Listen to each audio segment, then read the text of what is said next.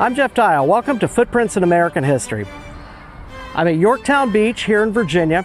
Now, Yorktown is known as where the American Revolution, or also the War for Independence, was won. Now, here in Yorktown, if you look over behind these trees over here in the distance, that's actually where the Yorktown battlefield is. That's where the Revolutionary War came to an end and where Cornwallis surrendered.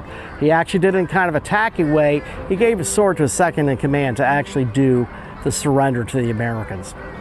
Now, what had happened was he was wanting to go to New York. He was wanting to regroup, and what happened was that the Americans showed up and they put him in a position where he was trapped. He had to get out because his army was going to be facing a real problem.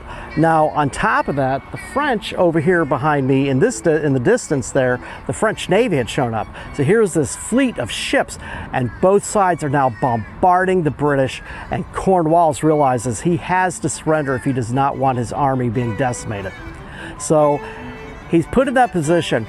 Now, the story here is that it is said that this cave here was actually a base of operations for Cornwallis.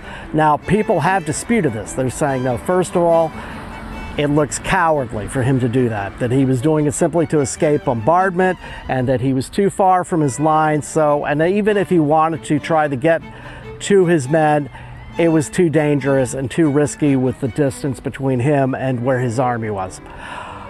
Now, this cave here is actually man-made. It is said that the colonists used this before the war began as a place to store potatoes. Now, in 1862, the Confederate Army had actually used this as a place to store their munitions, and they reinforced it with some planks. They put some plaster over it to help protect it from bombardments because they wanted to protect their ammunition, obviously. So there's definitely a little bit of history to this. We're going to go over and we're going to take a look at the actual Cornwallis's cave.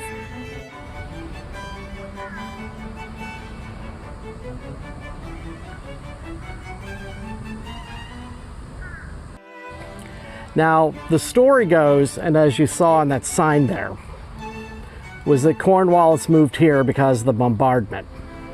That's actually been kind of disputed.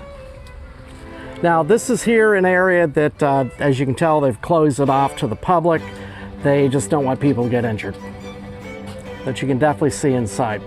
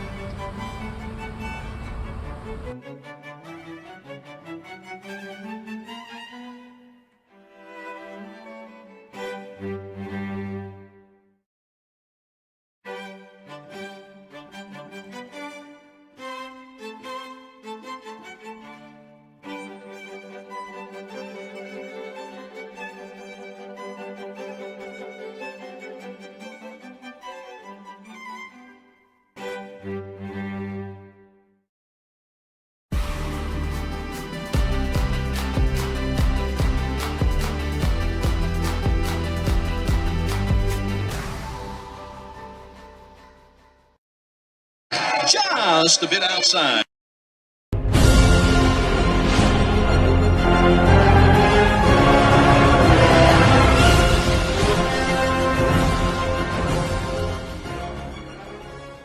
Now, this is the Yorktown Victory Monument. For obvious reasons, I'm doing this from my car.